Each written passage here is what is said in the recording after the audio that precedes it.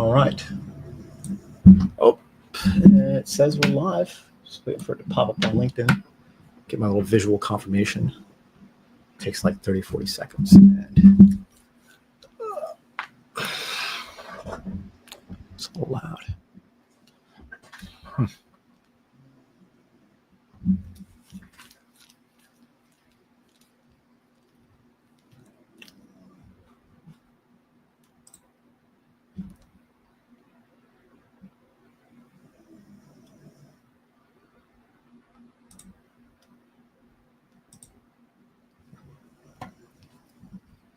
Oh, and there it is. All right. Cool.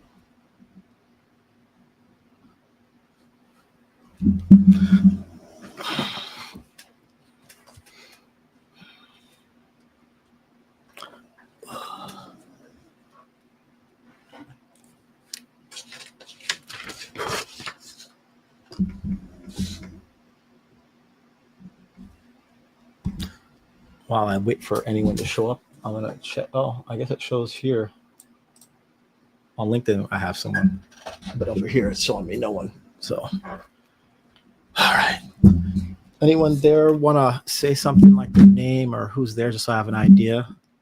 And have you, what's your idea if you'd like to comment on constructive criticism, if you have any sort of rough feelings toward what it means and why it hasn't been, I don't know, promoted as much as it probably ought to be.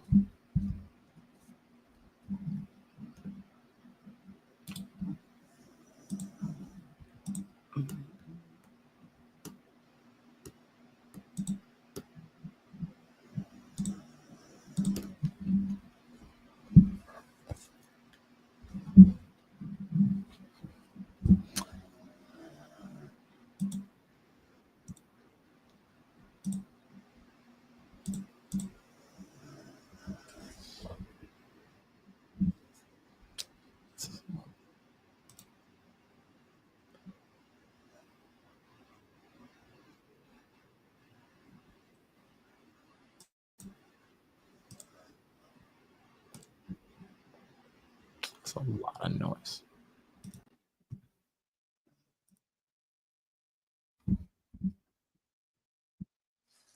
Hopefully that helps with the background noise.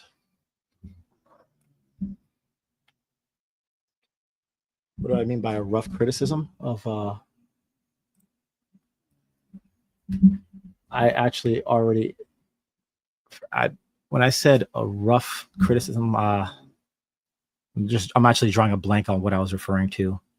I feel as if perhaps there's a lot of people who are just opposed to any sort of conflict at all. Just the word itself is like maybe synonymous with, you know, negativity or bad, whatever. It almost seems maybe oxymoronic for certain people to hear anything about constructive and then conflict being put together in one.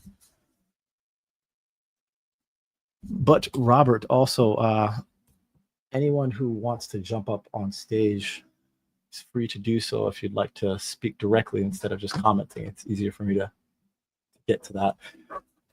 But I'm about to pull something up here and take a look at what we have.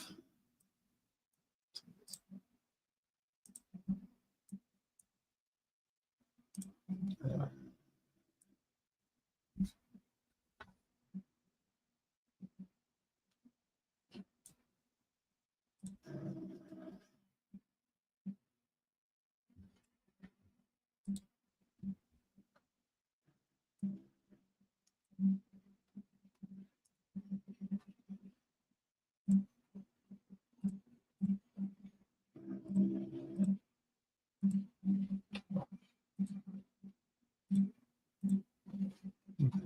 Well, anyway, get into it.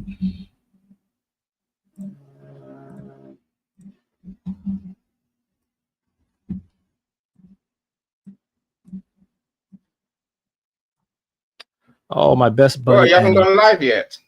You're live. Oh, no, okay. No. Yeah, I'm live. Yeah. Sorry. How you doing? No need to apologize. Just kind of threw you in there. Cyrus, how are you doing, man? Hope everything is well with you guys. I'm not sure if you guys are familiar with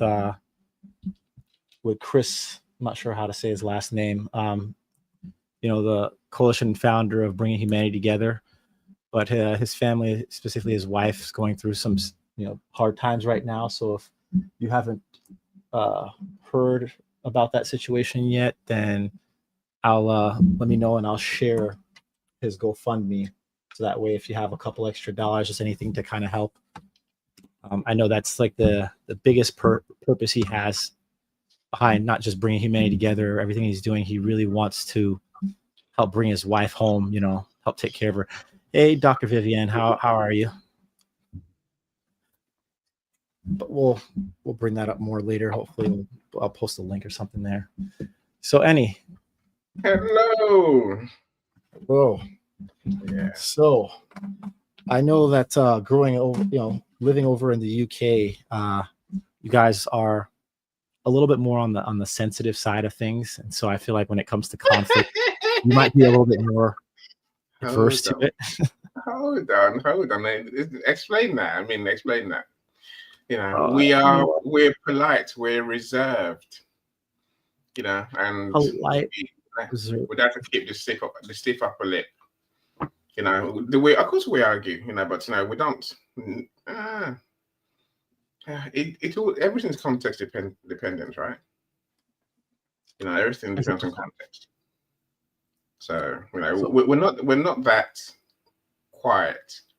We just don't shout like the Americans do. And again, it's context, right? So I was talking to my public speaking coach the other day, right? So I'm going to this time tomorrow. I'll be in Ghana this time, right? And she's like, "Wow, make the audience go, yeah." I'm like, "Fuck that! I'm not doing that." It's just not a British thing. We don't do things like that. We're not that way inclined. We do things our way. I tell you what I'm going to tell you. Take it, lump it. Don't like it. Your problem, right? But we're not going to do the American. Have to bark at everyone thing. So, go on, make your point, my friend. Yeah. No, I was just thinking, the whole idea about constructive conflict is that you definitely wouldn't want to be barking at everyone. And Festus, I'm not sure if any of you would like to join. Maybe Festus, if you want to join the stage, there's a link in the comments, or I could post it again if no one has it. Yeah, if anyone wants a link, and just put it in chat that you want to the link, and we'll send you a DM. We'll DM you with a link. Yeah, that works more effectively. Yeah, everything is so. I don't know. I've seen a strong adversity to any sort of, especially social conflict, and that's speaking more about the West. And so whatever I see here in America, especially, it's always like a couple levels more so in that conserve kind of, avoidant of any sort of conflict. I think I heard about some people getting arrested out there for protesting. A bunch of old people with signs, yeah. And then getting arrested for posts online too. They're racist protesters, and say they deserve to get arrested. Of course they do. I'm a black person. You said they're racist protesters? Yes. Okay. That's what they're protesting about, really. Okay. And so, good. Lock them up is what I say, right? I can say that. I'm curious. What's your position on like speech or freedom of speech? Like, should it be controlled by someone, or should it be kind of open? You're allowed to say anything you want to say as long as you're not being offensive to someone. Oh, well, in that case, then I'm offended to everything that you have to say. And anything you say that doesn't agree with what I have to say, I'm going to be offended by it. In which and then case, now how do we differentiate that?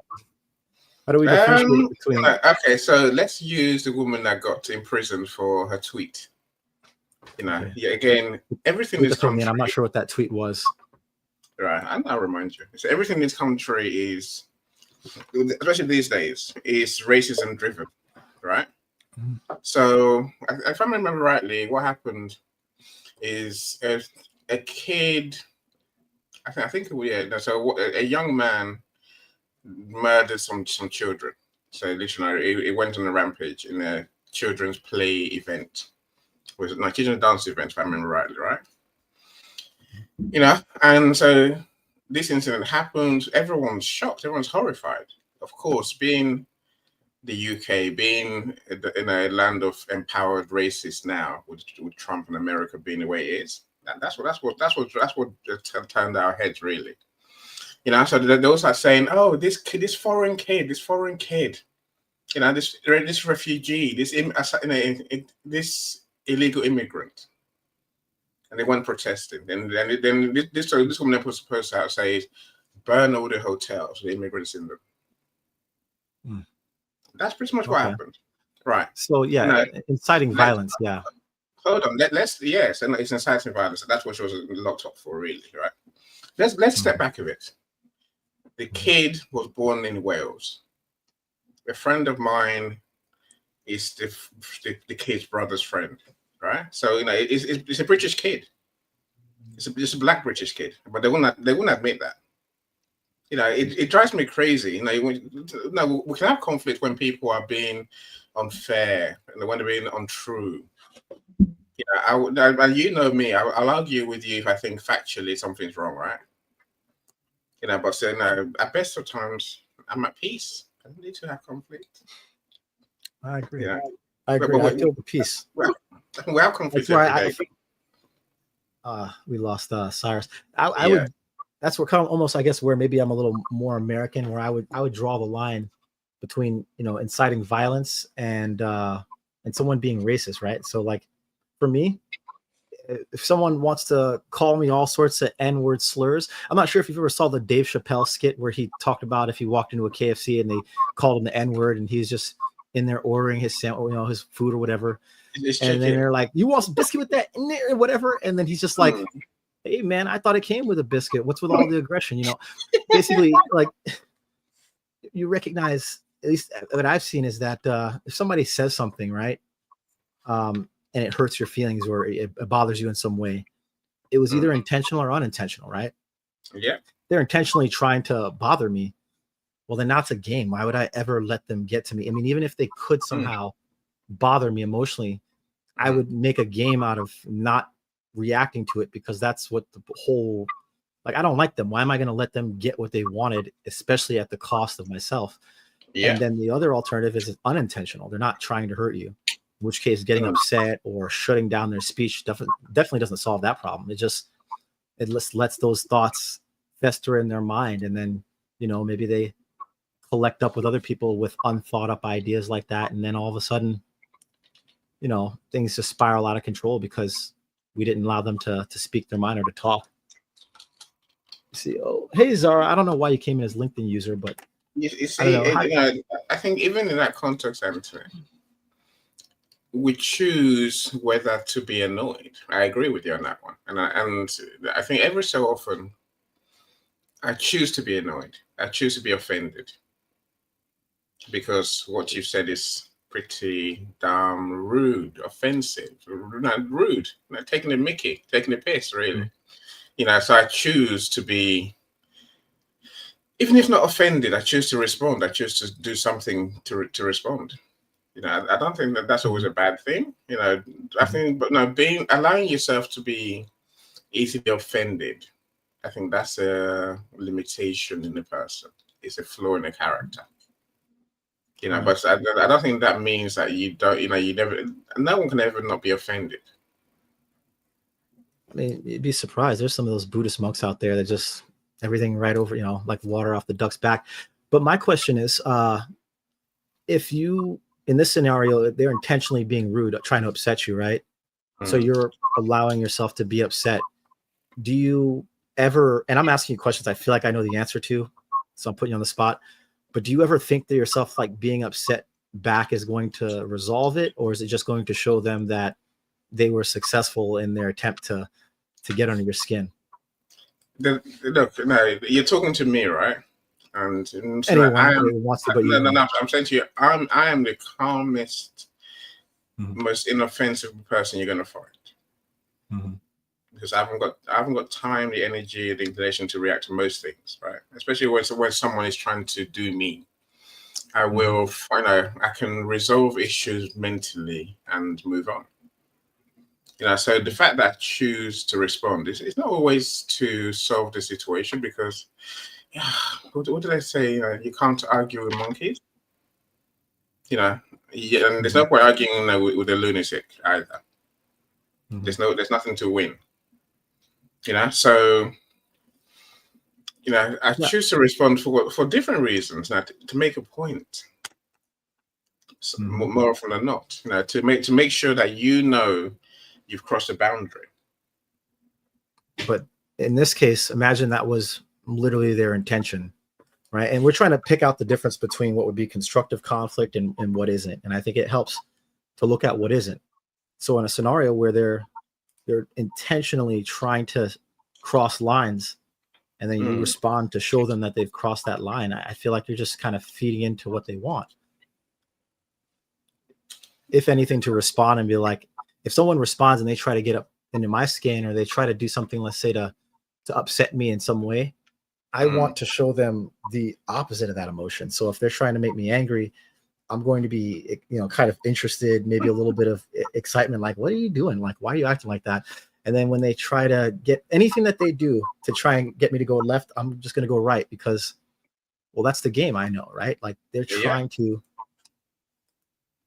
get you to react, not because they want to listen to what you have to say and, think about themselves and their ideas and really mull things over. They're just trying to get to you.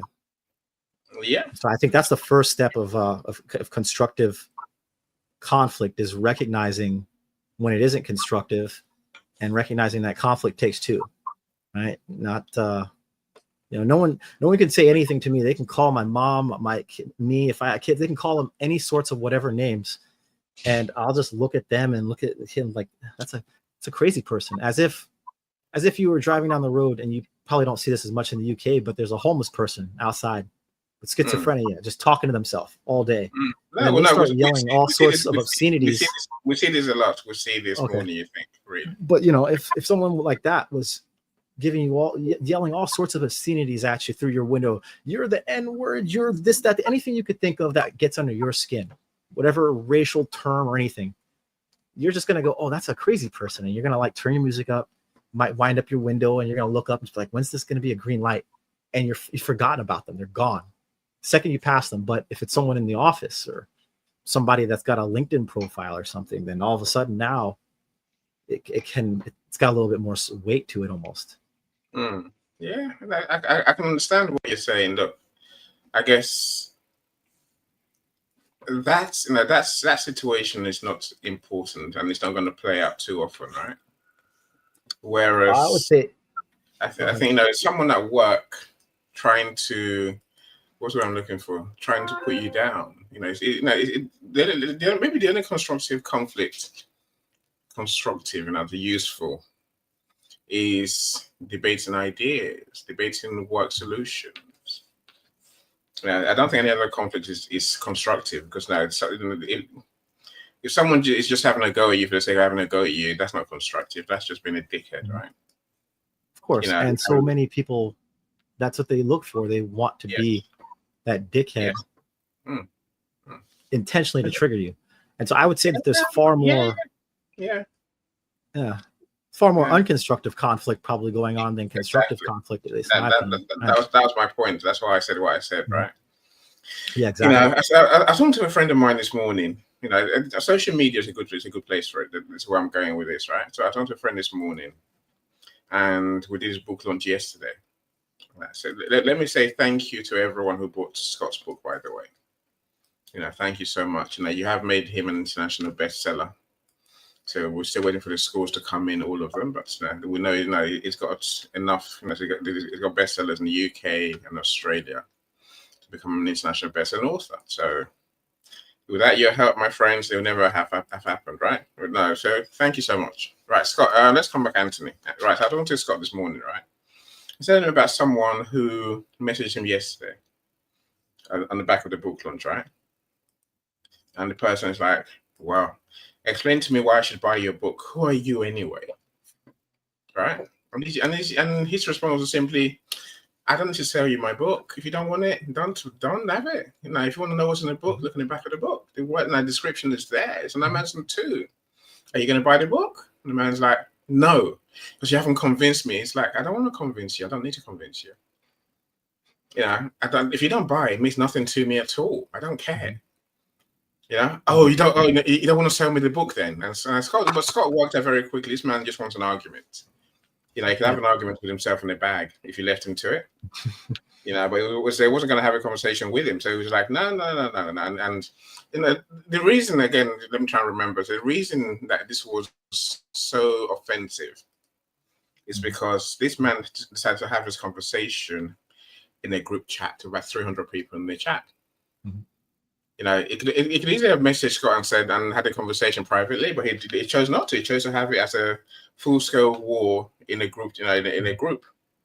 I'm sure you know many of us have been there. And I said, I don't respond to group conversations. Full stop. I just don't respond for that very reason. That's not constructive. That's bullshit, really. That's exactly that's the opposite of constructive, right? Yes. Yes. And so in a scenario like that, the first thing that comes to mind is like, oh, this person they're obviously in such a bad place in their life that they have to try to attack somebody from whatever angle that they can, because hurt people. Not all hurt people, but a lot of hurt people feel justified, feel almost as if it helps them when they hurt somebody else just for the simple act of it. Yeah. But you know, in a group chat with that many people, my question would be like, you know, why do I have to sell you the book? Well, why do I have to explain it to you? Like, or why? I don't know. Maybe someone else has it. Like, there's nothing. Again, in that scenario where they're trying to start full-out war, to offer them an olive branch, where it's basically, you know, I'm giving you an opportunity to walk away from this, or you could just sit here and what are you going to argue with yourself or with other people? It doesn't really go so far. It's the moment that someone says something that it elicits an emotion, and we allow ourselves to act on that base instinct from that emotion. I just got super jealous of Cyrus, and I saw him sit outside. I got to get a setup outside. Sorry to distract like that, but what I recognize is that you're right on me. Yeah, I want to be outside. But anyway, what you realize though is that when these people, what power do they have? What is it again that they're trying to do? Again, it's intentional or unintentional, right? They're intentionally trying to get X reaction out of you. And any point in time where you give them whatever that reaction is, especially if it's effective, is the moment that you literally are arming the person who's on the other side from you. When someone says something and I feel it in my chest and I'm like, oh, I recognize two things. Like, one, okay, it's a trick. They're trying to get me to do this. I'm not going to do that. And then two, they've just taught me something about myself, something that some part of me that I didn't feel comfortable with, haven't quite fully understood. They're exposing that part of me.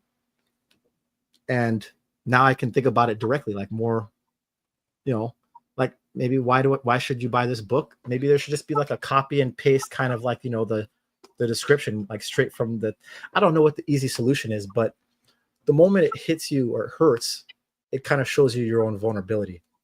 Yeah. Cyrus, I'm curious if Cyrus has, he looks like he's jamming out there, but okay. No, I was just nodding. Good afternoon, Anthony. Good morning. How you doing, my friend? You're all right. Hi, Anthony. What's the weather like out there, man? That looks good. Like, a little cool. It's a little bit. The weather is like I don't know how to describe it. Like the beginning of Harry Potter movies. It's awful. So basically, the subject of this conversation is fascinating, and I'm really glad and fortunate to be having this discussion with you, Anthony, and Annie, two of the biggest thinkers that I know on LinkedIn. With regards to like reasons for conflict. I'm not sure if you guys can hear me. Yeah, we I hear you hear you. perfect. So yeah, Perfectly. so with regards to reasons for conflict, you know, Anthony said something interesting. He said like they were challenging a part of me, right? So that is your core values that they were messing with, and everything you hear, every decision you want to make, you check it against your core values. If it matches, it's like a rag system, red, amber, green. So you check it against that system, and you're like, am I allowing that thought into my life, or am I not? Am I resisting it, or am I moving within the same boundaries? Am I going against it, or am I going for it? So that's a decision you make, basically. So reasons for conflict. There's many reasons for conflict, but to just mention a few, you can say either you or the other party is not a good communicator, and that's something I've personally been guilty of numerous occasions in my life. Also, maybe your values and beliefs aren't the same. Maybe you have interests which are like in competition against the other party's interests. Your personality could be different to theirs. Theirs could be different to yours, and more than likely that's almost always the case. Maybe you have expectations from the other party, or they have expectations from you. Those expectations are left unmet. Maybe you didn't resolve them in the past, and now they've bubbled to the surface. There's plenty of reasons. Also, there's another thing that happens in our head is that, oh, it's not fair. It's not fair. It's called perceived unfairness, something like that. So perceived unfairness is the reason. Injustice or something like that. Yeah. Yeah, injustice, like perceived injustice, and sometimes stress and pressure can cause that. You know, there are situations where you're tired, or the other party is tired of some sort of stuff that has been happening in the society for a while, or maybe for decades. Racism that Annie mentioned earlier. Racism has happened in the UK, has happened in the world, still happening in the world, still happening in the UK. Sometimes this is due to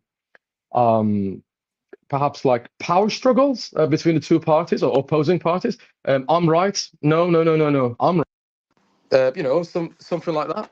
And then cultural differences, because a lot of tribalism sometimes happens, and you're like, oh, that's not how we've been doing things. So, oh no, that's how we've been doing things for centuries. How dare you to ask me to change that? You know, we've all been there.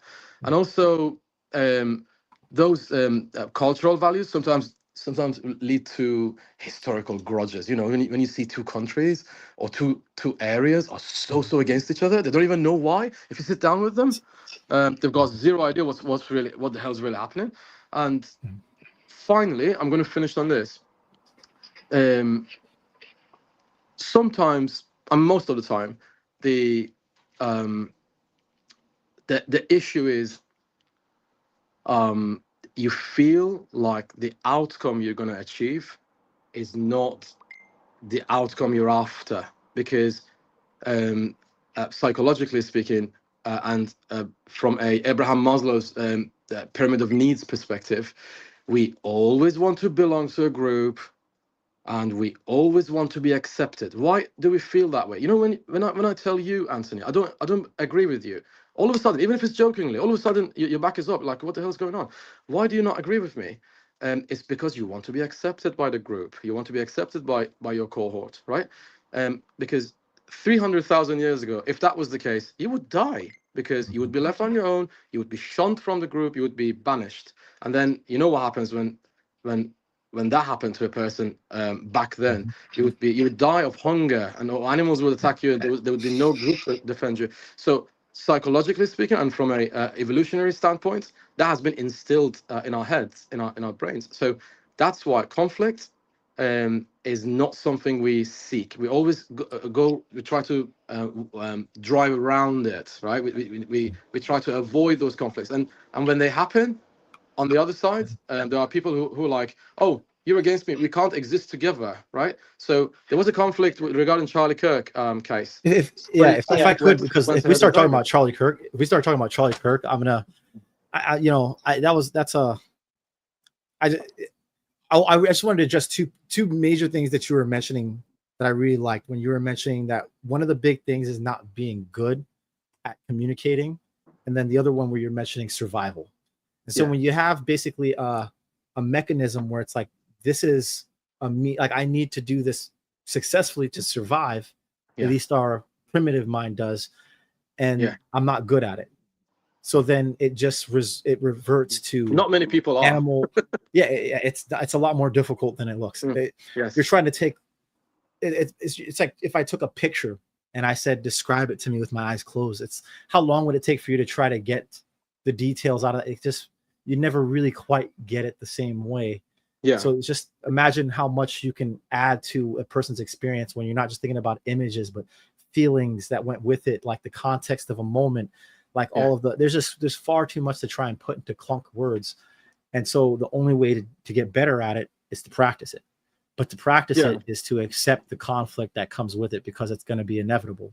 Yeah. And so I'd like you guys to consider, like, what's your idea about being nice, right? Is being nice inherently good or bad, or is it, something else? In terms of being nice, that's one of those words that you have to.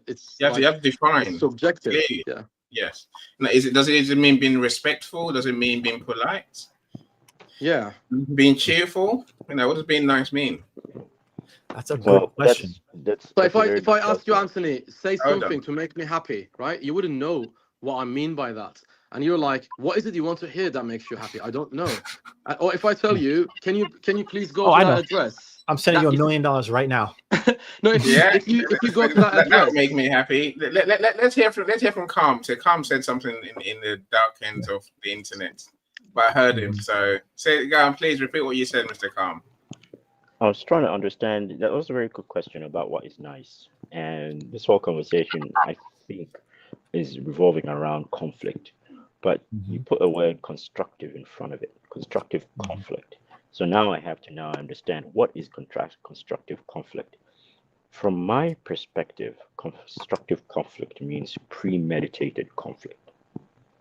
It's like premeditated murder. What exactly does constructive conflict mean to you? So I leave that to the floor. If they can answer, I'd certainly appreciate it, because I'm trying to rig my head around this because it's kind of confusing. No problem. Does anyone else want to jump in, or should I just? Okay. It's just like saying premeditated. Just real quick, if you have one real quick, because then very quickly, in response to what Calm just mentioned, and I'm going to finish on this because I need to rush to a meeting. So very quickly, I want to say,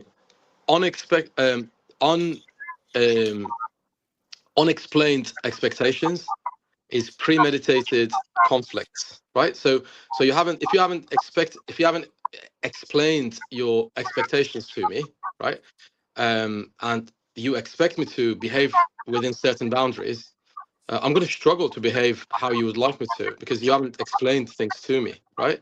So it would be helpful to both you and me to understand you first and your expectations, so I can meet those expectations. If you don't tell me, that means the onus is on you, and that you should have explained earlier. So that's the point I was trying to make. Thank you. So I like that, because it kind of leads into what I was thinking, or what my idea. When it comes to constructive conflict, have you ever heard of the idea of if you fail to plan, then you're planning to fail? Yeah. It's kind of that same concept. Yes. And so if you imagine any scenario in life where, somebody's life, or whatever the situation is, it's less than ideal, right? They're undergoing some amount of suffering. Now, the first thing when you're suffering, when something happens, there has to be some sort of a reason, right, to blame. So you're going to blame yourself, you're going to blame someone else, or you're just going to blame the universe or God or whatever, and then you're going to, and then there's no real solution or workaround there. And so, generally speaking, the easiest thing to do is to blame somebody else. They can be directly or indirectly, but this fact of the matter is if your life, it doesn't even have to be really suffering. You could just be at one level of what's the word I'm looking for? It's like a standard of living, and it changes. It goes down. You're not going to be happy that your life just got, harder in so many words. And so who's at fault for that? To blame yourself for it that's not easy. But so if you blame somebody else, well, then how do you resolve that? Because then now if you try to retaliate or respond or force them to, to give you or to do something for you, now you're imposing on them. Now you become the source of their pain, their suffering. And so now if you guys don't take the time to deliberately go through this process where there's heightened emotions, and I can give you a specific example, then you're not going to resolve anything. So girl that I'm with, right? There's been times where just like a lot of women, she gets upset about something, acts a little bit passive aggressive. I'm just like, hey, what's wrong? And she's like, nothing. A little bit of gaslighting, a little bit of cognitive dissonance. And then I'm like, something's wrong. I know something's wrong. Nothing, just keeps putting it off. Then eventually the emotions that didn't get resolved because all she did was try to deny them. When you try to deny reality, it doesn't go away. And so eventually it bubbles over to the top, explodes. And now I'm getting all of these feelings, but I don't quite understand the direct connection between her feelings and what it is that I did or didn't do. I start to explain my perspective, which was simply just, what exactly was it that I did? Could you explain to me what I did or what I should do? But instead, when someone's talking about feelings versus a should, it sounds like I'm not necessarily, I guess, addressing how she feels.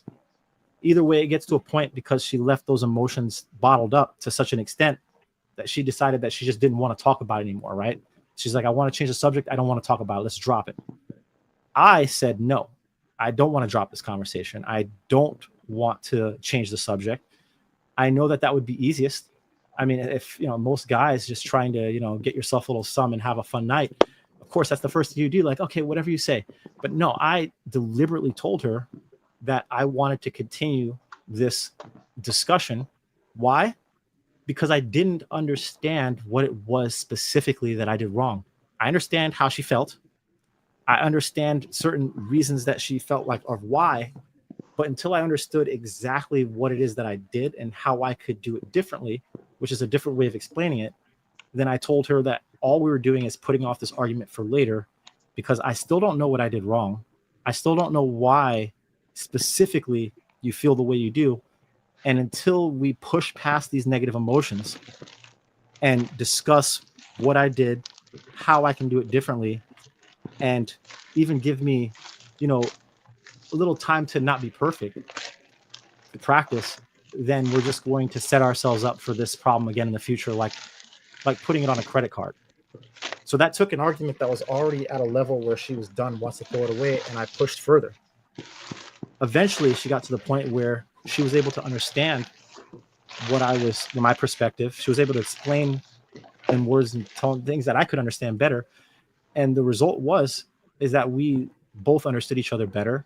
That specific problem got resolved, but it didn't come from anything less than an investment. And just like any investment, it cost.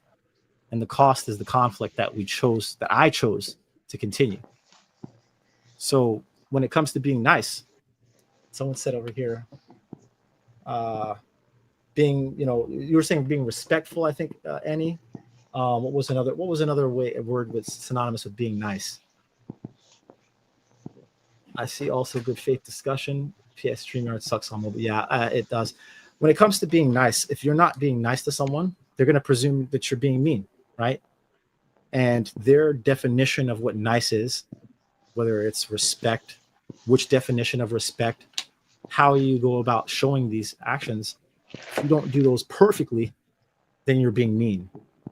And for you to understand the best way in which you can be nice, you have to be able to push past their negative emotions of you being mean. You have to continue being mean because that's all you know how to do until you practice, like Cyrus said, you're not good at communicating. You have to get better at it.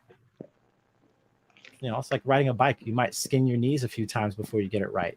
You go to the gym, your arms are going to be sore. You sit down to study something, you feel dumb because you don't know anything. It's all foreign. Like anyone who took, algebra or calculus for the first time, it's a complete change. You feel dumb, but after you learn it, after you push past that initial conflict, now you can grow. That being said, does anyone, when it comes to being nice,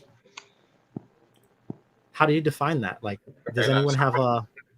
I think that I've got a different view of constructive conflict. Exactly. There is a way to disagree. Of course, there is many ways to disagree. With sensitivity, with understanding, with a way that doesn't lead to a war, and doesn't lead to the other person feeling less than.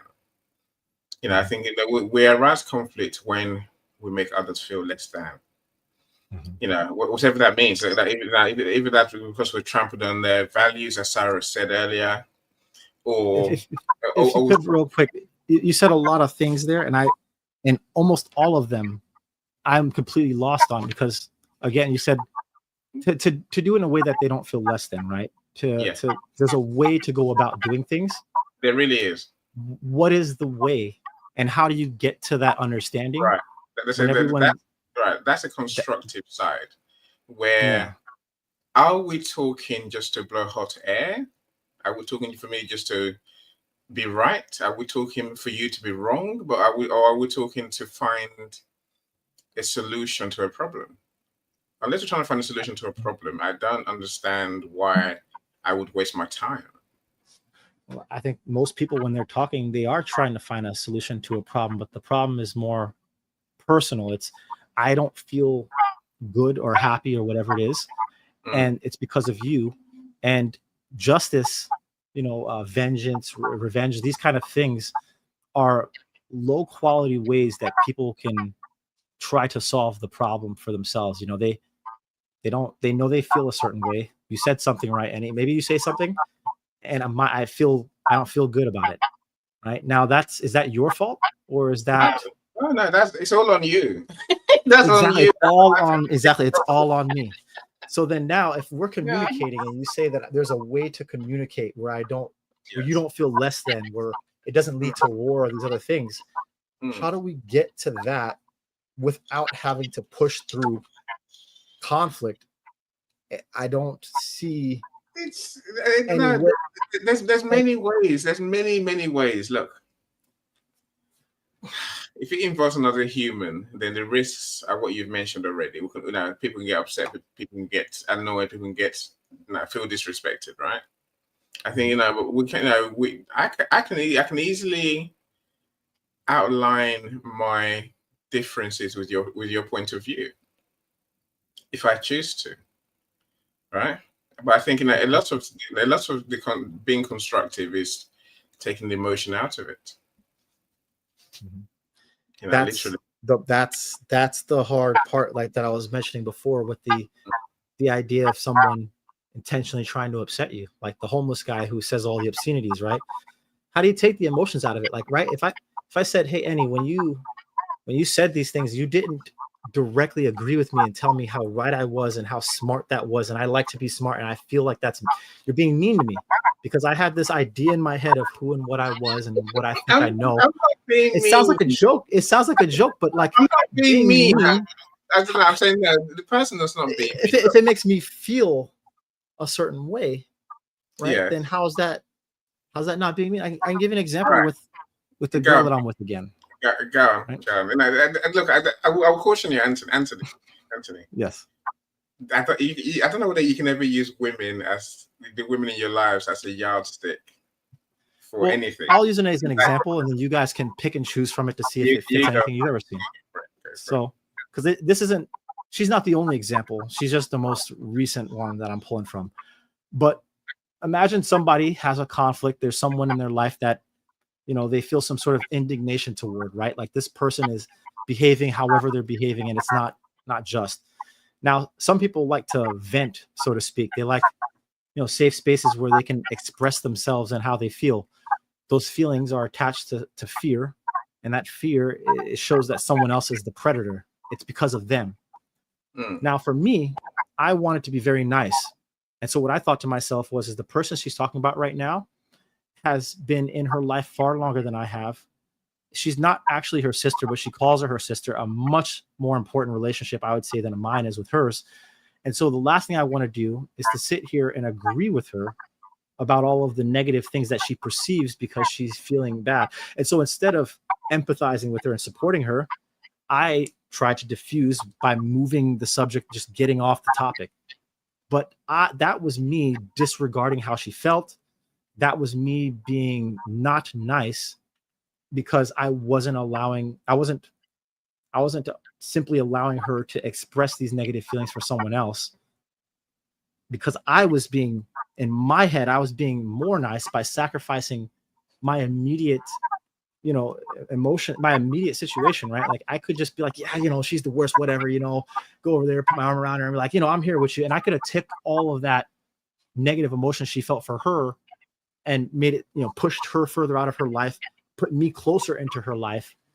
And that's what she wanted. That's what would have been nice to her. But would have been nice to me is to sacrifice any little bit of whatever we have if it meant that I could reinforce the relationship she had with her sister. But for me, that was nice. That was the nicest thing I could have done. For her, it wasn't very nice. You could take this whole thing and push it down to like a kid that wants you to give them candy. They want to stay up late. They don't want to have all these rules. Why are you being mean to them? Yeah. But is it mean, or is it a different perspective? And then how do you get past that without conflict, where one person is definitely going to feel like you are being mean or unjust to them? It's a hard one. It's a hard. No, let's use some of the comments. Hope I pronounced your name even close. No, as a Nigerian, I'm ashamed of myself as always. No, so Oyinda, I see you, right? He says conflict isn't a problem. It's how we manage it. That is a problem, right? And and Mike says, I just said, seek first. Anthony, you can click on the comments and put them in the middle of the screen, right? Yeah, but all I want to do is show the one that says, I love that, bolster myself up. That's the one I never show. The one with we could die, right? I never know. Anyway, you please yourself. It's your show, right? See first. No. I'm just trying to be open and honest. It's weird feelings. I think there's so many ways I could respond, Anthony, right? Look, they say choose your battles. I choose mine. Unless there's something for me to win, unless there's a reason, back to the issue of what's constructive conflict. I'm quite happy for you to be you. I'll be me. It's fine. If the situation, the topic, the issue at hand does not change my life in a way that's significant, that means anything to me. Sarah said values. That's where all this comes back to, right? It comes back to values. What's really important to you? And 99% of the time, when I look at things, they're not important. When someone makes a comment about me on social media I don't like, 99% of the time I will not respond. I don't need to, because it's not about me; it's about them, right? And Can I get a piece of clarity? I think you said if there's not a, did you say if there's not a way to win, then there's no point, or something about winning? If there is no point, it doesn't affect my life really. If it's not important in my life, I will let it go. I'm good. I'm all right. I don't need to ever get involved. It's your problem, not mine. Yeah. My problem is metaphorically, it's not you. I mean, no, I crave understanding, and so for me, the winning outcome is always understanding. I'm not sure if you've heard about this story where there was these Ku Klux Klan members, and there was this black guy. I don't remember the name of the person, but he started talking to them. Some amount of interaction between this guy and these KKK members, and eventually they ended up giving them their KKK robes and completely changing their whole life, because they're like, I can't continue down this path. Now, any black person says, oh, this person's racist, there's no point in talking to them, there's no point in winning, I have to destroy them or they'll destroy me. You put a hood on them and say they're in the KKK, and now it's basically like self-defense. In America, that's almost grounds to take someone's life. And so when you see how far something can go, where they'll be willing to easily, someone shows up in my house with a KKK mask out and I pull out my Glock and shoot them, I don't have to explain myself to anybody. But obviously there's a way around it if people who live that lifestyle have been willing to trade it in after having some amount of constructive conflict with someone on the complete other end of the spectrum. How do you, I don't think that there's a way to do it without emotions, right? To remove our emotions from it. I don't think that that's possible. I think there is. And I say, Festus, I see what you said, my friend. I agree with you. Conflict lingers because of bias. No one is facing a problem. They instead focus on how they feel. I agree with you. Take the emotions out of it. Deal with the issue at hand, really. So recognizing that is a meeting point. I agree with you, my friend. Totally right. So I want to open the door for Cyrus to come in. So look, there was a time when I'm sure if you have pets as well, Anthony. There's a time when we still see it every day, right? Your dog barks, and someone's like, "Shut up! Stop barking!" I realized that's just the dumbest thing to do because you're just barking like the dog, right? Stop barking yourself, man. Calm yourself down. Go do something else, right? Because a dog will bark. That's what dogs do. And clearly the dogs heard something that maybe I haven't heard. Dogs that have hearing that we haven't got, right? I'm saying, so no, to decide not to get annoyed by the dog barking, not to even get affected. If anything, to smile when the dog barks. It's a mature thing. It's his highest state of being. That's not a battle worth fighting because you're never going to stop the dog barking. Whatever you do, you're never going to win. Let it go. Well, I don't agree. And then now here we are with the conflict. Like there's a lot of people who have stopped dogs from barking, and I've been one of them. You want to know what for me to stop I want to mention what Cyrus said before I get to this, but for me, there was a situation where with my German Shepherd lab, I got to the point where at first he just knew not to bark when I was around. Then I've heard from the neighbors that when I left, he was barking like crazy. So I put up a Skype camera so I put up a Skype camera in the house, left, went outside, locked the door, just sat there on my phone, just stalking him until he started going off. And then I came in like the boogeyman, like, how did I get here? No more barking after that. That took a lot of effort. It was a decent amount of conflict, and that did work in that situation. But I love what Cyrus said. Unexplained expectations are premeditated resentments. And those resentments that you start to feel indignation, you brood on it. And when somebody starts to brood on these resentments that they feel, I mean, you want to talk on that subject? Because I feel like I'll talk forever, and I brought you guys up here for a reason, not just to hear myself. Cyrus and Mike. Before I say anything, because I find Calm a deeper thinker than me, right? Wait. Can we please get Calm's take on that? Because he asked a question, and his questions are pretty deep. Calm, what is your take on the show so far? Because I find it really, really fascinating. What do you think so far, mate? Well, what's up, Nate?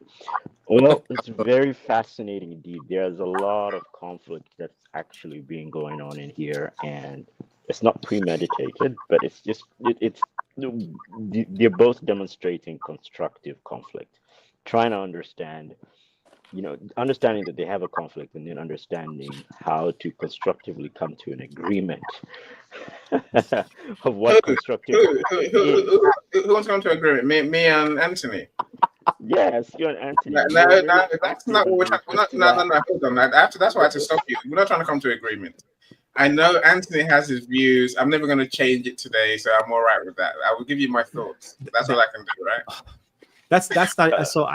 And even then, now I feel like saying that, I'm like, oh man, I feel as if when you say that you're never going to change my mind, that it's almost it sounds almost dogmatic, but it's weird. I almost took it as a compliment, because for me, it just meant that I've thought through my ideas enough that I feel like it seems very difficult to change them. But ultimately, I'm always open to having my mind be changed. And to be honest, it doesn't feel good when it happens. But just like if you've ever seen anyone who can get like, you ever heard of runner's high, or people who like love to get that pump at the gym, where something that is not enjoyable can become enjoyable somehow through just the effort of it. For me, if I go outside and it's hot and I'm sweaty, it actually feels pretty good. But that took a lot of effort, where I started to focus on the positive aspects, the things that I could perceive that were good out of it, and not the negative, which is, it's difficult for every scenario. So like here, Annie, you could definitely change my mind. But if I, just a warning, if you change my mind, or if you get past the point where I was like, I really thought I knew something, and you change it, you won't get the response that most people get. You'll probably see me like think for a little bit. I'll smile, kind of laugh, and be like, huh, and then I'll move on with that subject. It's yeah. So look, I suppose the point maybe I'm making is, there's 2 points I'm making on this one, right? Don't resist circular arguments with no end, right? That's one thing I'll say to you. The second thing I'll say to you is, I'm not being disrespectful when I say I can't change your mind. I just mean that I'm not putting my stake in the ground today and saying I must change his mind. I couldn't. If I have this conversation or not, it doesn't make no difference in my life. I will carry on my life in my happy ways. I've been Ghana tomorrow, regardless. I'm saying so. Yeah. It's a conversation. Is my point, Mr. Calm. It's a conversation which I'm willing to have, because it's that's our topic today. That's the topic Anthony set, and that's what I've joined. So here we are, right? So I'll try and be constructive, But I say whether I think it's the nature of events like this, Anthony. Right? So when I started doing audio rooms, I realized right at the beginning, I'm going to hear loads of different views. Some are going to be damn offensive. Some are going to be out there, right? So I made my rule from day one. I said to myself, I even wrote it down. I said, right, first thing is be attached to nothing, be open to everything. 100%. That's the way I live. That's why when I do events, especially, I don't do anything dear. I can't agree with that more. Where you said the part where not trying to go in to win. That's the best way to never lose, is if you're not trying to win. So the idea that you're not sticking your stake in the ground, I'm going to convince him.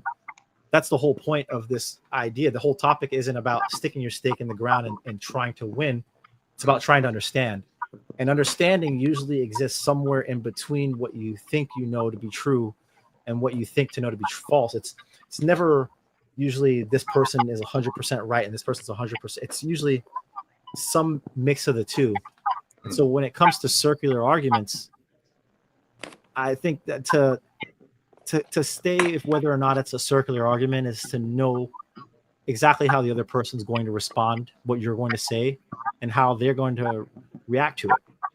And so in these situations, it's like I'm open to changing your mind, and I'm open to having my mind be changed. And if I truly believe something, I'm going to try to. I'm not sure. Now, here's what I would say. Here's the reason I'm interrupting you, if you don't mind, right? I think when it comes to shows like this, we are here for only one person. That's the audience, right? And the way I said it just now, right? Whether so I'm open to everything, attached to nothing. The audience have a choice. And then once we finish our conversation, even maybe as we're having it now, they're making a choice. They're thinking, right, I will take what Anthony said, or I will take what Annie said, or I'll take what Sarah said, or I'll take what Calm says, right? Or they could say, I will take none of what they said. They might go option 3, which is I'll take a mix of everything that's are you doing? Mix of everything they say. Right. So I think they're the ones we have to focus on.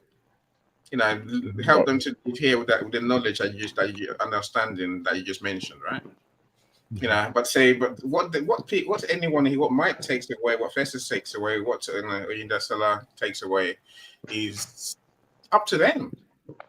Mm-hmm. So why I want to give them the most that I can, which is why, I mean, and I feel like I'm definitely, first of all, I want to applaud you, because I feel like I'm putting you on the spot, which is, I mean, I'm putting anyone that gets on the stage kind of on the spot, because that's what I do to myself, right? And so the whole idea of do unto others as you'd have them do unto you, I don't know if that's actually something that most people agree with, because this is how I would have someone do unto me. Is it's not to try and change your mind. It's like I have this belief, and I really believe it, and you have your belief and you really believe it. Now I don't understand your belief, and I think that you might not understand mine to some extent. And so instead of just going, oh, agree to disagree, and we just kind of pack it all away, leave without having come any further or resolved anything to any extent, sometimes going through and trying to explain your perspective differently, where you understand the other person's perspective a little bit more, and you kind of go through that hard aspect, like working out at the gym. That's the only way that I see where we can extract more than what we walked in with. So if anything, like I love the pushback. If you have more pushback, if you say something that stumps me, like, I'll sit here and I'll write it down. But it's also not fair, because I planned for this event and you guys just showed up on stage, and now I'm throwing these hard questions at you that I don't have answers to. Yeah. No. The fact is, Go calm. the fact is that the both of you are actually, I'm learning a lot with respect to what you're actually doing. I think constructive criticism is or conflict is a moment in which you argue and you bring your best game to the conflict, in trying to learn from each other, or trying to learn from the other side with respect to what is it that this conflict needs, or what is it that I can learn to improve myself. It's a way of pruning yourself to become a better person, or to be a better person. That's what I believe constructive criticism or constructive conflict is all about at this juncture. I wanted to find out, Cyrus, what is your take with respect to this? I can see that you're fiddling about quite a bit, so that means you're very anxious to get back on board and tell us something. So please do. Yeah, sure. Yeah, sure, Calm. Thank you so much for the conversation so far. It has been illuminating, especially the way that Anthony and that Annie have been conversing over the matter. This shows to the world that it is possible to be of different opinions, but being sat in the same room and side by side or face to face, and just exchanging ideas. So it is possible for my opinion and your opinion to coexist in a parallel manner. So most of the conflicts in the world are perceived as problems. That's the reason why we have the word conflict resolution, or resolving. What do you resolve? You resolve problem, right? So now you mentioned something really interesting, Anthony, earlier, and you mentioned either I will change their mind or they will change my mind.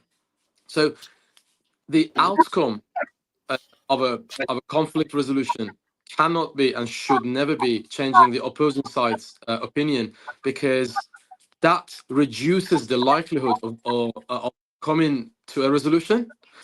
So as an example, you've spent 30, 40 odd years and formed those opinions and stored them in your head, right? And one of the scariest things for people all around the world, and that's the universality, one of the scariest things for people is to change their opinion, change their mind, because it took them a while before they set their mind on something, right?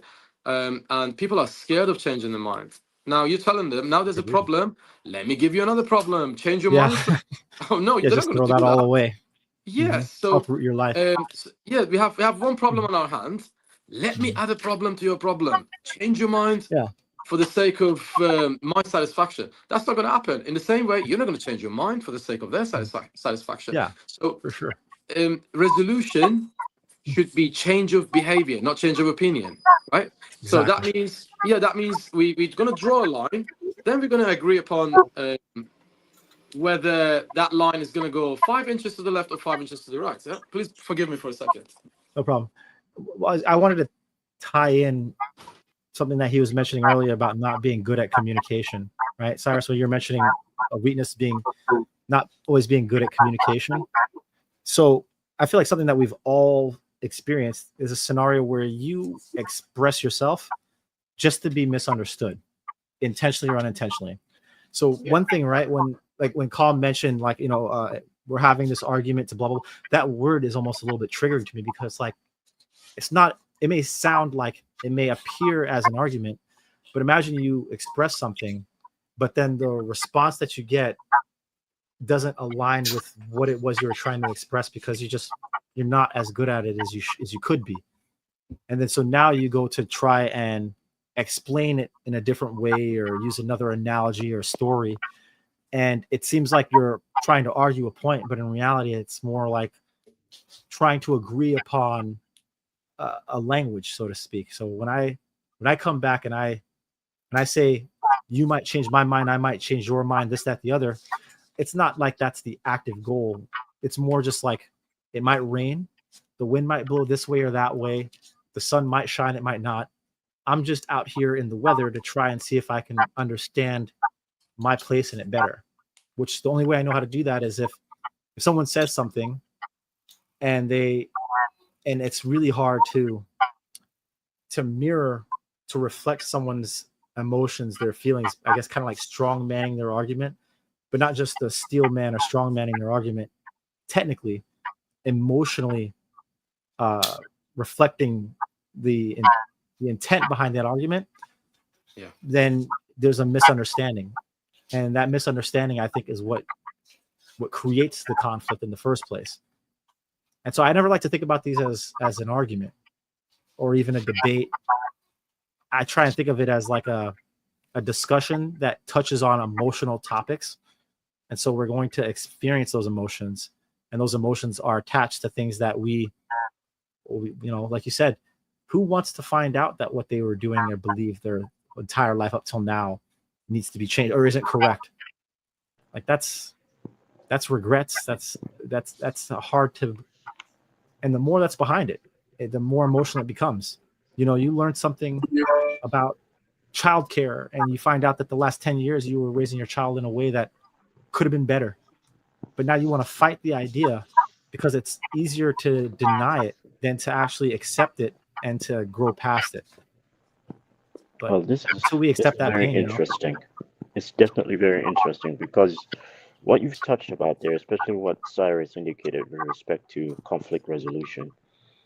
Conflict resolution is a pretty big thing, especially amongst countries, amongst big communities where there's big things going on. Like, for instance, Ethiopia built a dam. They built a dam in Ethiopia, and it's why? Because they need electricity, and they built it on the Nile, and that's something that's affecting Egypt in terms of they're not going to get as much water, or the water coming down is going to affect them in some way, shape, form, or manner. So I'm thinking, so the Nile doesn't flow. It doesn't flow south. It doesn't flow south. It must be flowing north. So that's why Egypt is complaining, because if they put a dam in Ethiopia, the water doesn't flow north for Egypt in order to collect water. So that's why they have this big argument. But that's an opportunity for conflict resolution. And Yep. I guess you're gonna have to apply constructive conflict to, well, that's what you possibly call constructive conflict, or you're going to utilize constructive confliction in order to resolve the conflict, or some sort of, and that falls into conflict management. So I really feel this is a very good conversation, touching on that there is no winner in that. When you come all in all, there is no winner when these things, these resolutions come resolved. There's no winner, absolutely, and that's not what we're looking for. We're looking for two people who have grown out of. There are going to be two winners, and both of you will have grown out of, grown and learned what you needed to do in order to satisfy your base, both your bases, and to live in a world without antagonizing each other, because of this one problem that you run into, or conflict that you run into. So that's why you're having this. That's why I call it constructive. That's why I believe this thing is called constructive conflict, and that's why I believe when Anthony and Annie were talking, going back and forth with each other, that's what I saw.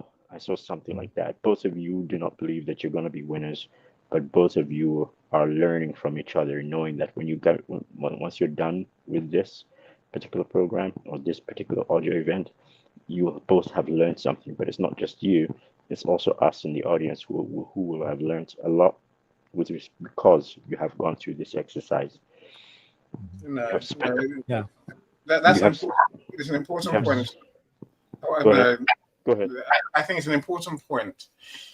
So maybe the thing I've learned is, Mike, I think I disagree with you. Demanding resolution is egoistic. Maybe it is, right? Transparency, honesty, definitely I'll take Mike for sure.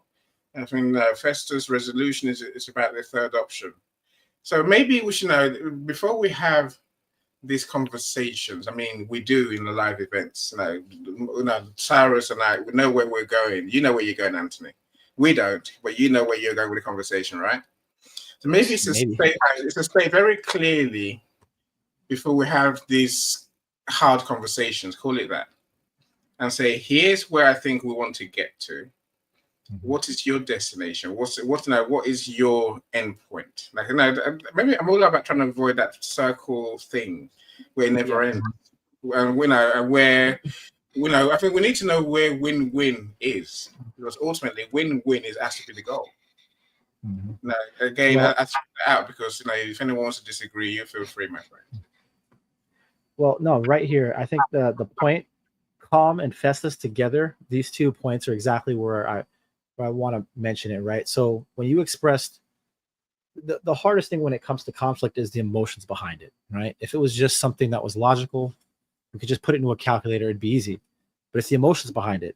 So when you're talking about that, putting up that dam because people need electricity, now you're talking about, okay, well, certain people are going to be hungry. People might even die. What kind of emotions are going to be here versus, the opportunity that you're trying to take from another group? That's an extreme level of emotion to try to just, there's going to be a winner or a loser. I believe the third option is when we all win. And so the idea for me, like what would be a win for me? I walk away and I go like, damn, I learned something. Now I understand the world better. I can make better decisions. I'm a little bit wiser than I was. And everyone else is as well, right? Like that's the win. If I come away and I gained something out of it and no one else did, then the only benefit I can think is that maybe I can take what I gained and apply it the next time to try and help others. But it's the rising tide, lifts all ships. This idea that we're going to have perpetual you versus me, someone has to kneel, is not going to work unless we can find that third option. You do something like, okay, well, we're not getting as much water. How about we invest some more into that dam? So some way to get more power, share some of that power. You use some of that power to, I don't know, whether power wells or, get water out of the atmosphere, some sort of a technology solution where, we all end up having a net growth. Maybe the net growth, the growth of one might have been, I don't know, call it 5 arbitrary units out of 10 or something. But when we come together, it's costing me 5 in the opposite direction. Maybe we can all move forward 2 or 3 units of positivity and not consider that a loss or a win unless everybody is accelerated. The second we recognize that there is another, we have to recognize that we are that other. If you consider someone else a predator or a problem or bad, then that's exactly how they see you or will see you when you act on it. Again, to reiterate, there's no way to get past any of these until we can hold on to our emotions. And part of this whole discussion, me even kind of almost like seemingly kind of throwing these questions back at, at anyone who would respond. And it's just, Annie came quicker and I've just been more familiar talking with him. is to understand that it's on this low level scale where there's nothing really here. It's just a couple people in this live. It's my, like, still the emotions are hard to navigate, and they get much more difficult the more stakes are on the line. I think practice is the only thing. Seeing people express those emotions, to get through those emotions, to have better understanding, is the only solution, the only win. If you can come up with a simple way to do that, I think it wouldn't. I don't think that that's possible. That's not. I don't even think that's what we want. I think we want to have an existence where there's some amount of adventure. There's some amount of, people trying to better themselves up against, the conflicts of the universe or of God or of other people, and with these conflicts are going to have extreme emotions. And until we can find a way to understand each other's emotions better, figure out where the line is, then we're going to have people who are going to overreact, which is subjective, right? The person who shot Charlie Kirk, yeah, right. Like, they had a heightened level of emotion. Like, I don't think that was just a completely objective, no.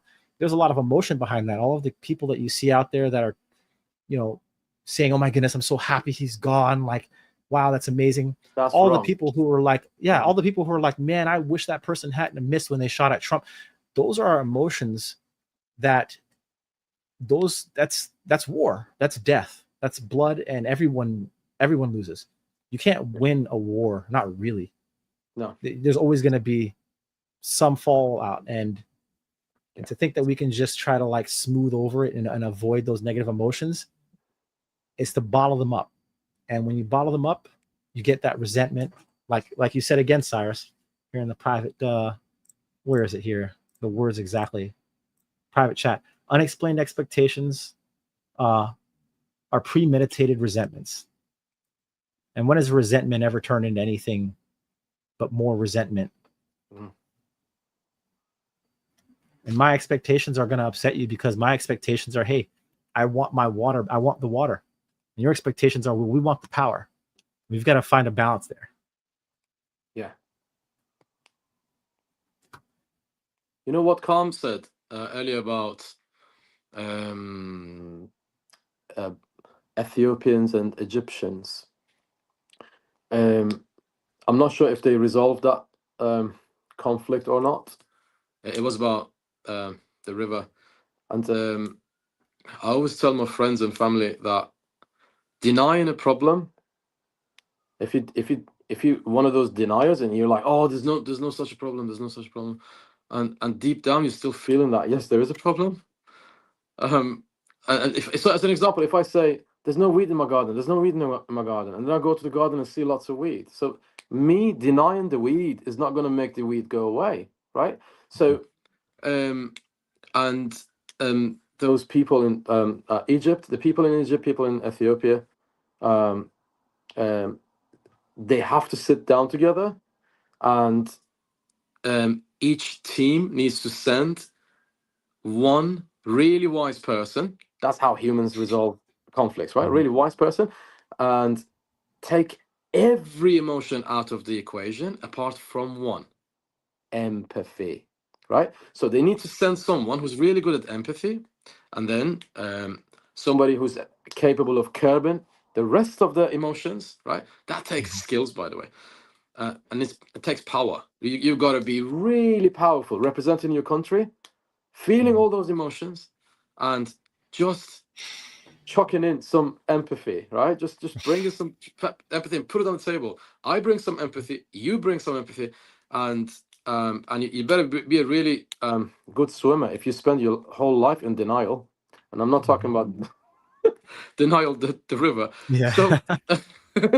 So so in terms of the feelings, you mentioned you'll take the whole feelings out of a situation. Yeah, but keep one feeling in there, which is empathy. I feel empathy towards your nation, and you feel empathy towards my nation. Then we become friends. Then we become two people who are going to save two nations, stop them from having a full-on war, right?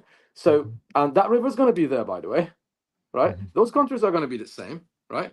Now you are at that important part of history where you will be the person who will be remembered as the guy or the girl who resolved that conflict, or you're going to be the one who actually failed, and the conflict wins.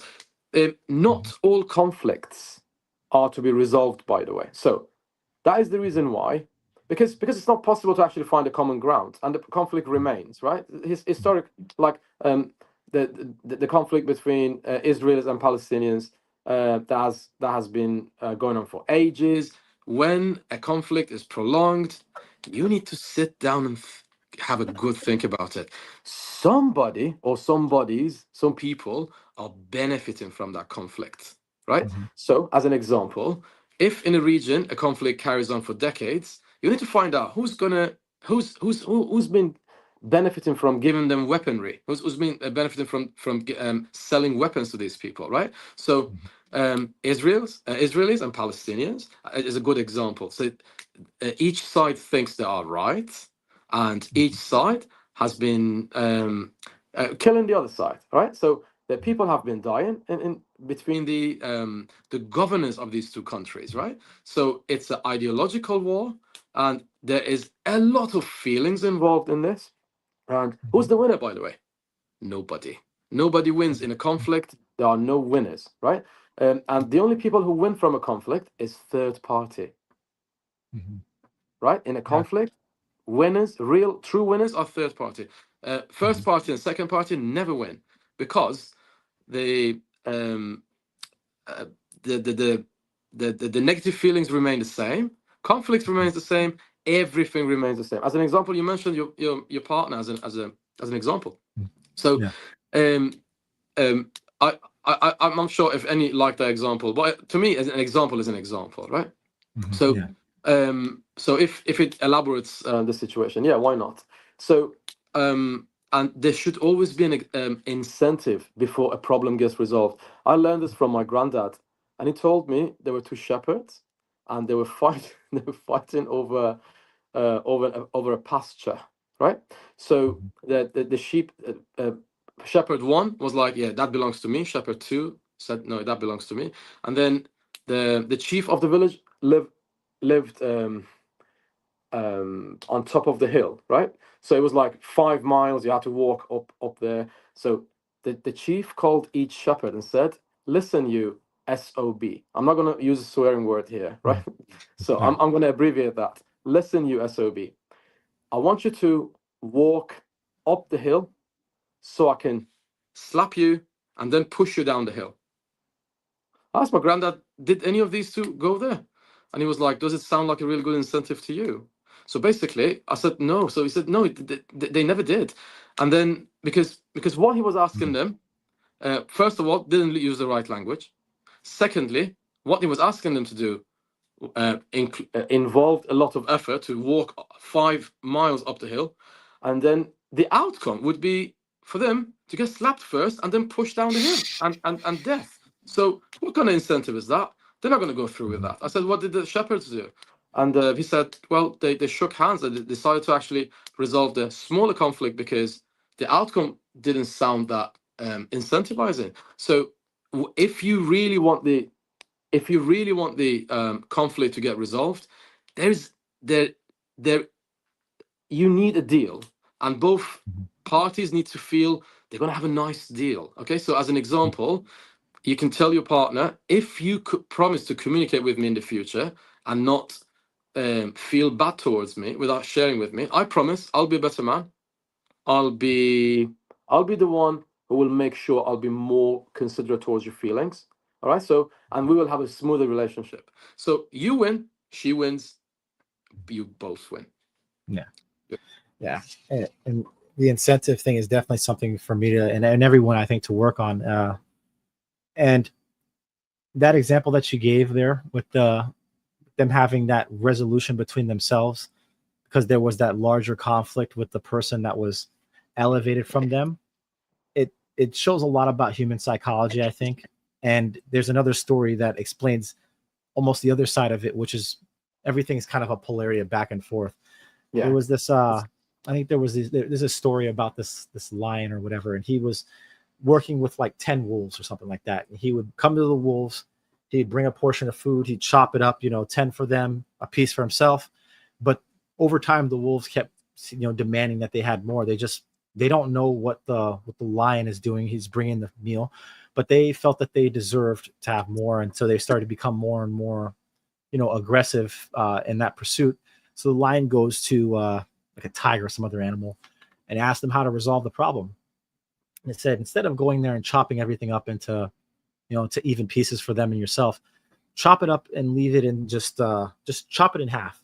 Give yourself half, give them half, and then let them resolve it, right? What happened? Well, they instantly start fighting amongst each other. So much so that, one wolf ends up dead. Eventually there's a wolf that ends up becoming the dominant, the top wolf.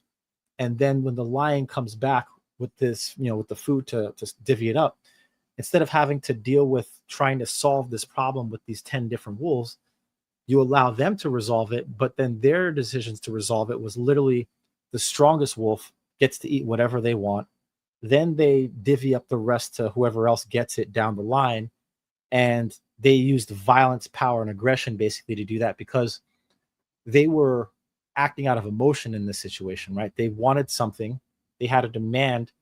They thought that they deserved something, but they have no full understanding as to what that entails, what it is that the other person's doing. They didn't have that understanding. And so because they didn't have that understanding, when put on the spot to make this, to have to make these kind of hard, overhead decisions, they resorted to their emotions.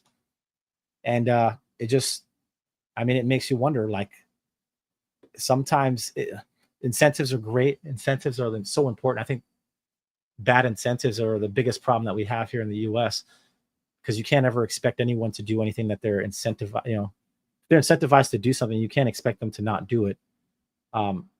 But there are scenarios where people are given burdens to carry that they just carry anyway, like the man who was told to push that boulder up the hill endlessly without any sort of reward.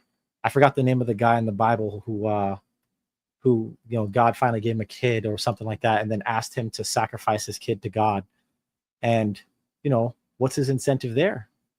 Well, most people just think, on the surface level, what would be the incentive to sacrifice your kid? I think it was Abraham. Abraham, yes. But then, if you think about, the allegorical meaning to that and apply it to your life, you start to think, okay, well, I can try to go out, and this kind of leads into my other topic. I can go out of my way to try and protect my kid, be nice to them, give them everything.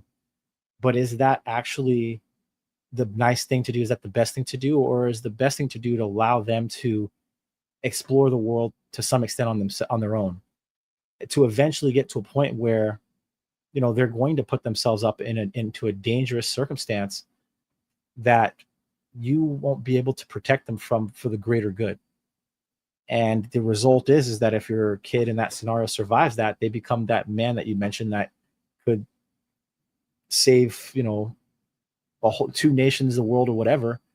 But the only way they were able to get to that point was through that conflict, that suffering, that confronting the harsh truths of reality. I don't know. Is there anyone here who has something that they're proud of that didn't require that conflict stuff, like any in his, where he is right now with making people famous and being, what's it called, a publisher, and his status right now? I'm sure he's very proud. I know he's proud and will continue to grow and become ever more impactful than he was the day before. But how much of that came through an easy, not certain amount of internal conflict, where he had to look at something and recognize that it doesn't make him feel good, and you have to work harder. You have to push past that. There's some balance there, and I don't think there's any way to really get to it until we practice it. Smaller levels. So I'll give one take-home example, and then we can go and wrap things up. But when it comes to little problems that we see in our day-to-day, it's very common, especially in the West, that if it's something little, just let it go. little issues that someone says or does something, don't address them. Just, don't be nitpicky. Just let it go. The problem is that those little issues might happen a few times a day. You might have 100 of these little issues that you just get so used to letting them go because, whatever. But now you have 100 little issues that are happening every day, every other day. And those 100 little issues are far more impactful on your life, harder to address as a whole than whatever major issue that we're always trying to address directly. So to not build up that resentment, that indignation, we have to practice in our day-to-day lives, being more transparent, vulnerable, open and honest about what we feel.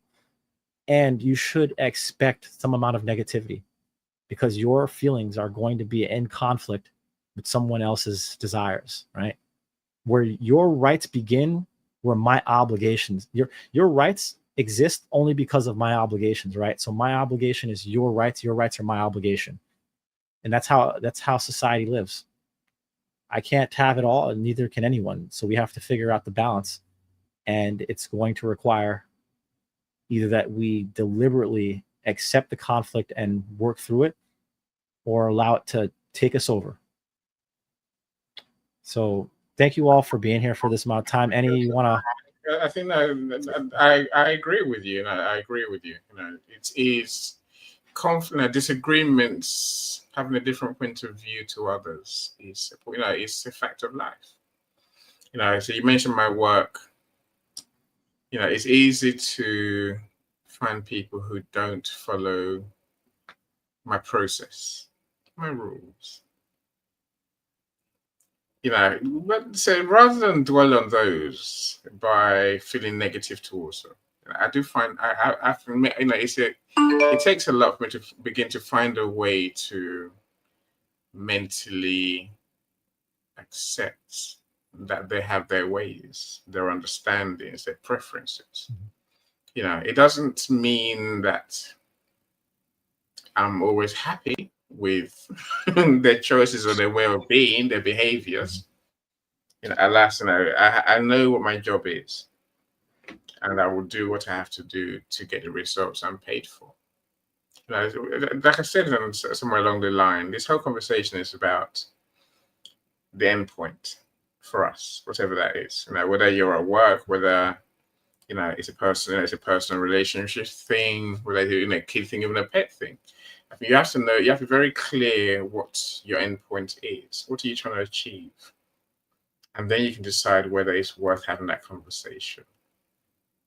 But I will say that I'll probably end on this. Many things, I'm not sure I agree with you, Anthony, right? I don't think many things need to be said. Yes, many things need to be said. I'm saying half and half, right? Call it that. I think we have to be very, very cognizant, thinking about, aware, call it what you like, that we have our thoughts, we have our views, our preferences, our values. We know what we want to happen, but so do others. And can we all win? I'm not sure. I'm not sure. I think Mike mentioned good faith discussion. I'll take that. I think we need to approach these conversations with a good in a good faith manner. Where I'm giving you my honest opinion, my honest thoughts for reasons that I think are important. I think the reason I think will help both of us. If I'm saying because I think it will help me, there's nothing wrong with that. At least I'm being transparent. It gives you a chance to then say, right, here's why I'm doing what I'm doing. Here's my thinking. Here's my understanding. Here's my intention. Here's what I'm trying to get to. And that's with that good faith, where we're both honest and open. I think that lays the groundwork for us to find mutual ground. Exactly. And so where there's mutual ground, one person may still be upset, but at least we've said but be careful not to be the barking dog. like I mentioned, middle ground, it's somewhere in the middle. And so if there was, and hopefully you have some, something that would be, you have something critical that you could say. I don't want you to hold those back or to kind of fluff it. Like when you disagree, I'd like that to be the first thing that you bring up. And when it comes to, I know that's not how people like it, right? But that's just how I prefer it. I'm thinking, look, I think it's in work, Anthony, that might, in business, that might work, right? In business and in work. But in personal relationships, sometimes, my friend, you just gotta suck it up. Whether it's a girlfriend, whether it's a kids. I'm saying, be careful. Pick your battles. I've said this before. Yeah. Some things are just not worth saying. Let me give you an example, just so people know I'm not totally barking. Well, maybe I'm barking mad, right? So my son's 16, and he's just done his GCSEs. I don't know what you lot call it, 16 plus exams in the US for the one for you go to college, right? Okay. Right. So now the boy has big ambitions. He wants to be a doctor. I'm like, okay, fine. We'll back you. It means we have to find the money to pay for this kid's education, right? Which we're prepared to do as his parents. But when the exam comes, I'm like, go and revise. Go and do the work, man. You're not going to be a doctor by just sitting there playing your Xbox all day, every day. Yeah. He's like, Dad, I know what I'm doing. I'm like, you don't know what you're doing. You think you know what you're doing, but you really don't. When you fail, then you'll be looking at me. But I tell you what, son, I'm not going to argue with you. I'm going to relax. I've got life to get on with, right? If you fail, I will back you to do your resets. That's all we can do. But you make sure you don't fail. Yes, every so often, every couple of few days, you did some revision. But nowhere near enough. When I was a kid, I did a lot of revision because I had to. I was a kid from Nigeria in the UK, so I'm trying to succeed, right? So Cyrus, you got to meet yourself for a second. Okay, you've done that, right? But look, the long and short of it, Anthony, I could have gone crazy as a dad, especially as a Nigerian dad. Caused Mary hell. Brought the house to his knees because you must work. I believe that's my belief, right? I didn't. I chose not to. I chose to, carry on. Everything was still, as it should be. A good relationship. Everyone has a good day and all that. Do you know this boy walked away with 9 A's? Awesome. That's what I mean by pick your battles. I think we can often think we're right, but in reality we're not always right. Even what looks weird. Even if he failed his exams, Anthony, I could still be mentally, and I can mentally accept that it could be anything he wants to be because all the things they told us, you, me, everyone here, pretty much of a certain, anyone's over 25. Work hard, pass your exams, get a job, work the job, retire, die. That's not a formula, right? There's different paths for everyone. I'm saying we have to give people that chance without being necessarily what's the word I'm looking for? Without necessarily dictating to people based on our assumptions, our beliefs, our understandings. We have to let people find a path sometimes to their truths. I'll leave it there. 100%. And I agree. I think the only thing is when you have to find that balance between resentment, I think, and brooding, right? If you try to pick your battle by avoiding something that is to reoccur, like it's going to bother you again and again, then you have to find some sort of resolution within yourself or others, and so, in that solution with your kid, that was perfect. You just said, look, we'll back you if you fail or whatever. And then he came back and he showed you, but this might be a weird thing you haven't ever heard before or anyone has never heard. But I believe that just because you're wrong, that's not a reason to not speak, to not stop talk. Because if you're wrong and you talk, then you'll learn. Others will understand what you believed and they'll be better equipped to educate or help you. If you're wrong and you don't know you're wrong and you don't speak, then you just keep your ideas to yourself. You brood on them. And I believe communication is the way. Is there something you got going on here, Cyrus? Can you hear me, guys? I can hear you. Yeah, okay. So I just wanted to say I learned a lot from this conversation. Thank you, Annie. Thank you, Calm. And thank you, Anthony. I was going to say ideas are thoughts. Okay. And most of the conflicts in the world are ideological ones. They're not necessarily about land. They're not necessarily about the number of sheep or goats that I have or you don't, right? And that's what really takes my goat, really, when it comes to human interactions. I didn't say that. So anyway, so I've written some lyrics last year, and I turned into a song this year. I'm not sure why it took me a year to do that. Anyway, so I was going to play that song if it's all right with you guys. It's just Go for it. To share with my community, with your community. It's called Last Night I Had a Dream.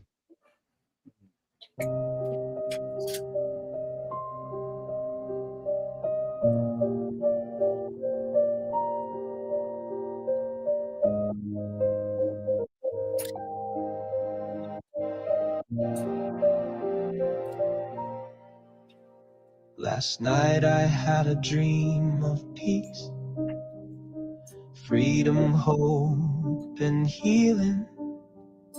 A place where my soul found peace. What a wonderful feeling. I took 1,000 selfies with the stars, with the sun and the moon. It was so good, I was a little sad, 'cause I knew I had to wake up soon. In my dream, money meant nothing. No one had to buy things with money. You wouldn't need to be rich or a comedian to be funny. You wouldn't have to live a life. Subscribe, share, and follow. I know it was just a dream, but in my dream, people weren't hollow. No one would tell you what to eat, what to think, or what to dream. In my dream, people could choose to talk, remain silent, or scream. Teachers left them kids alone. No one silenced a scream. You wouldn't need a license to stream a forbidden dream. Schools weren't graveyards for the children's raw imagination. No one had to die for ideas or mushroom cloud an entire nation. People knew ideas were thoughts, 'cause at some point they all had them. They knew how to live and let, since beautiful Eve kissed Adam.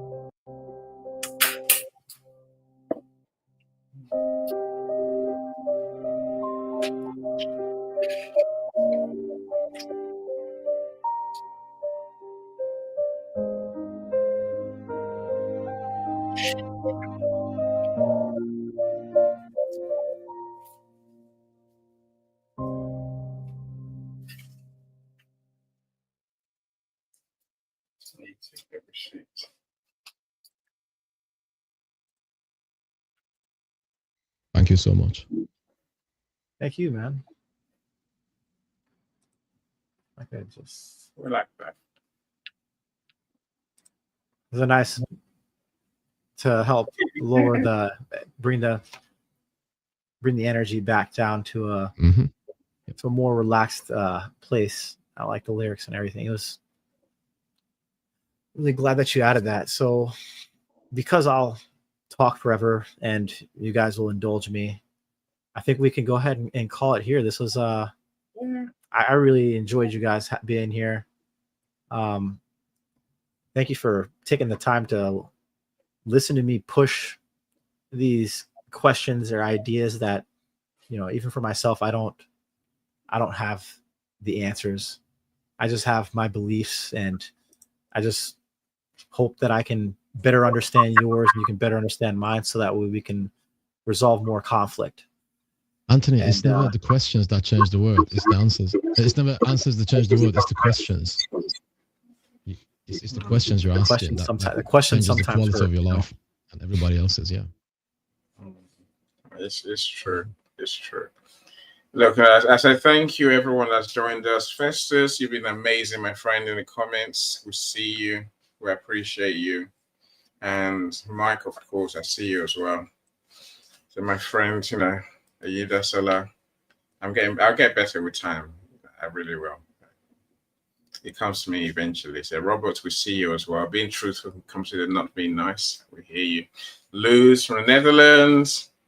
Mr. Khan was here, of course, Dr. Vivian as well. So thank you, everyone. If I've missed you, LinkedIn user, and I had Dr. Vivian on LinkedIn live stream. I don't know who that person is. Zara, maybe? You know, but we appreciate you all. Of course, you as well as Mr. Cyrus. So thanks for joining us, my friend. You know, brilliant to have you all. Anthony, great topic. I wonder what the next one would be. Blessing as well, because I don't want to forget blessing, right?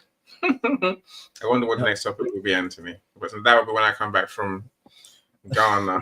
So I'm coming back on Tuesday, though. So I'm not going for long. Just literally go and do my presentation and come back. I might see some locals while I'm there, but just, you know, eat some good food. Probably that's a big thing about going to Africa, and I'm excited. Yeah, thank you so much, my friend.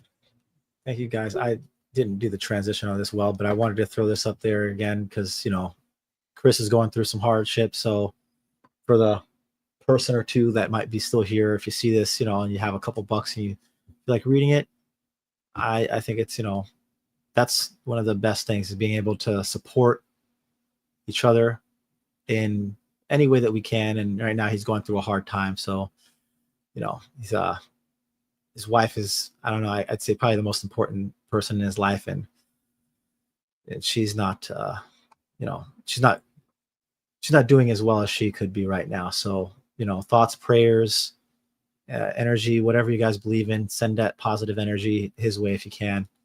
And let's all just try and be more open to each other's opinions and you know, perspectives. And like Cyrus said, empathy. So you guys have a good one, and thank you for being here. All right. Thank you, Annie. Thank you, Cyrus. Michael or Com's gone. Thank you for coming up on stage, and everybody in the comments. Really like having you guys here. Have a good rest of your day. I see you, Zara. Look, enjoy your weekend, my friends. Enjoy your weekend. Take care. Take care, guys. Bye-bye. Thank you.